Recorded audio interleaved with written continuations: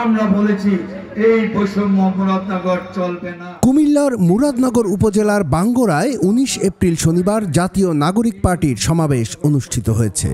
রাজনৈতিক কার্যক্রমকে সচল করতে উপজেলার পীর কাশিমপুর উচ্চ বিদ্যালয় মাঠে আয়োজিত এ সমাবেশে দলটির স্থানীয় নেতাকর্মীরা অংশগ্রহণ করেন। সমাবেশে প্রধান মেহমান হিসেবে বক্তব্য রাখেন জাতীয় নাগরিক পার্টি মুরাদনগর উপজেলার আহ্বায়ক গোলাম কিবরিয়া। তিনি বলেন, দেশের উন্নয়ন ও গণতান্ত্রিক অধিকার প্রতিষ্ঠায় এনসিপি নিরলসভাবে কাজ করে যাচ্ছে। জনগণের অধিকার আদায়ে এনসিপি সর্বদা সচেষ্ট থাকবে এবং মুরাদনগরের উন্নয়নে প্রয়োজনীয় সব ধরনের পদক্ষেপ গ্রহণ করা হবে।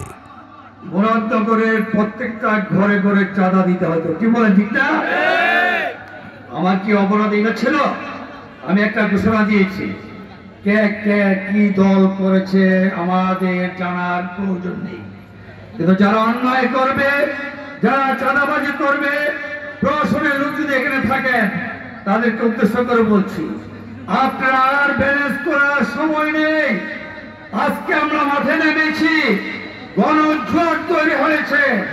আগামীতে ইনশাআল্লাহ যদি আসিফ মোহাম্মদ মুরাদনগরে আসে এমপি হওয়ার জন্য, মুরাদনগর এই ৬.৫ লক্ষ মানুষ এবং ৪,৭০,০০০ ভোটার ইনশাআল্লাহ তৈরি আছে।